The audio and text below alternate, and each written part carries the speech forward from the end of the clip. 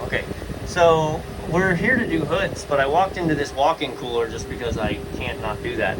And I could feel that blowing on my face was not. And you can see it's 48 in here.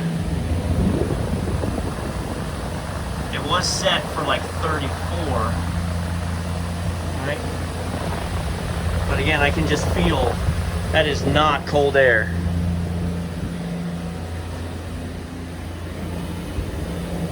Oh, you hear that hissing? Generally, a strong hissing sound in the evaporator is refrigerant. Low on refrigerant. All right, we're gonna try. I'm trying not to drop my phone. The unit is inside a little fenced area, and they don't have a key, allegedly. But there's our unit. I can't see the sight glasses flashing, but my condenser fan isn't running. My compressor sounds terrible. And that's the correct unit. Oh, so condenser fan just came on. So fan cycle control.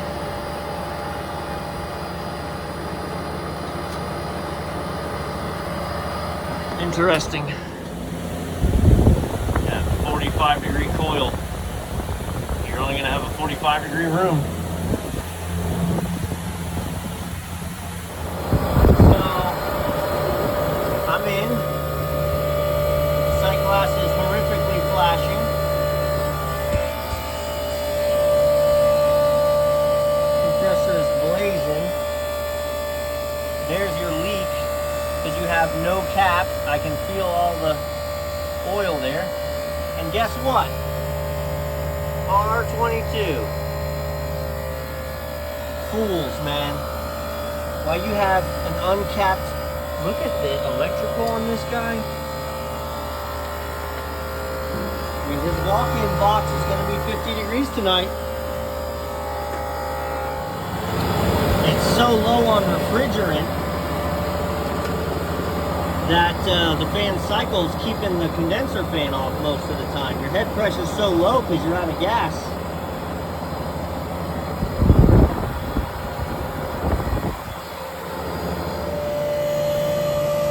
All right, we're back this morning. I'll talk loud. I know this compressor is...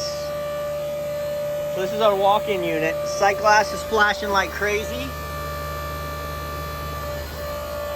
And the condenser fan's cycling on and off. And it's cycling on and off because it's on a fan cycle control. And I'm guessing, because it's not a cold morning, I'm guessing that the refrigerant is so low in the unit that, look at that. Weird, there's refrigerant right there. I'm guessing that the unit refrigeration is so low that the fan cycle control is kicking on and off.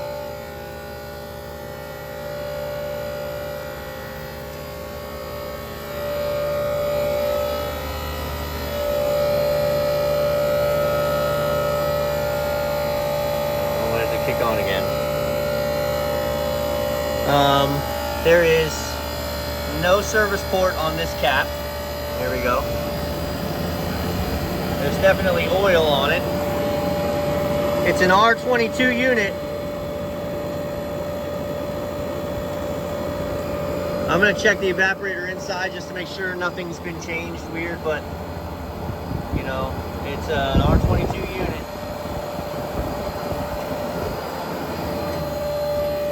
Yeah, we're trying to show you.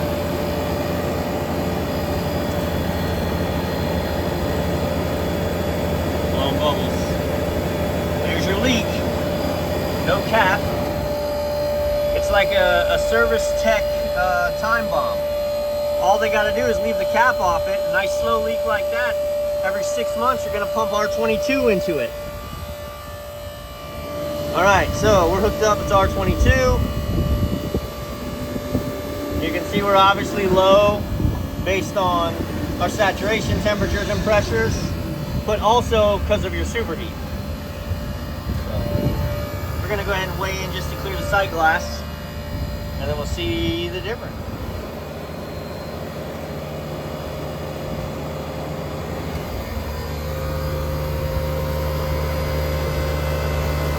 I'm just first and foremost gonna clear the sight glass.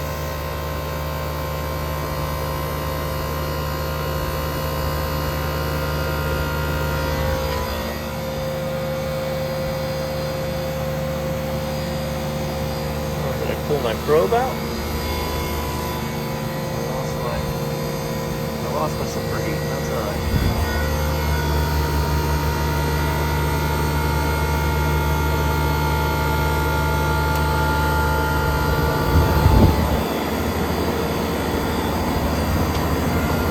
£1.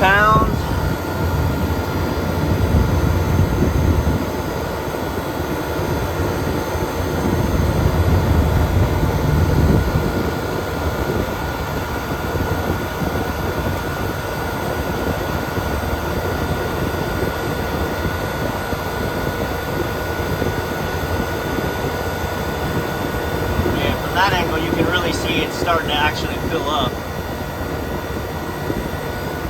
Alright, I like this a lot better. So you can see now we're running 7 degrees of superheat, which is beautiful. My subcooling's a little off because I don't like where I've got to take it out here, but also just fine. The fan cycle is cycling on and off. So it drops out at about 2:15 and it comes back on at about 2:30. So I'll leave that alone. So we're gonna let this run. We're gonna check the inside temperature. I'm gonna go grab some good service caps so you can see we've got nice frost now.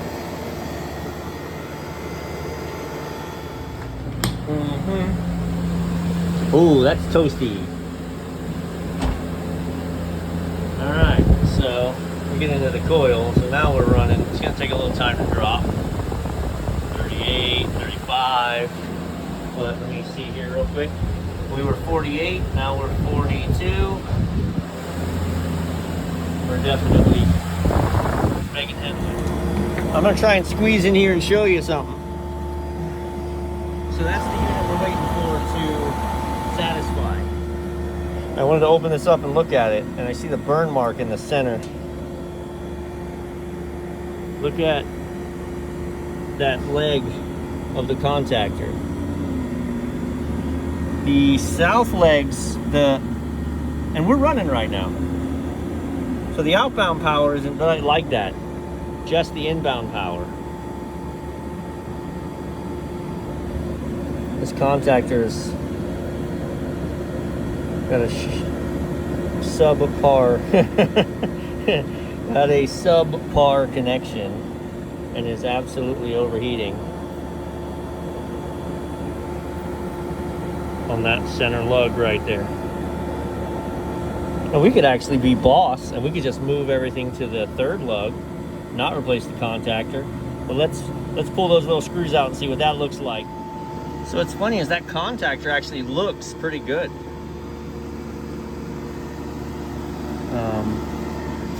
This is there you go. The points on it actually don't look terrible. So I think what I'm gonna do is I'm gonna move this second leg over to the third, give it some good connections. Just look at that. I mean, look at that wire, how it's folded over right there. All right, so now we've actually got a good connection. We've moved everything to 1 and 3 instead of 1 and 2. Oh, let's see what happens. Bada bing. Contactor pulls in, rolling. Let's give that a little time and then we'll put the heat gun on it. So there's 3 units here, so I was just checking the other one and look, it's the same way. That wire connection, man. Like you're just asking for trouble. All right, we're down to 38.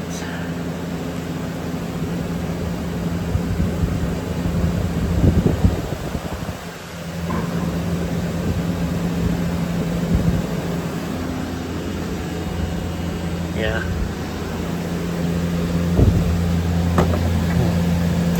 Yep. Thermostat's pretty accurate. Yeah, so we're just gonna wait for it to really satisfy and then I'll be content.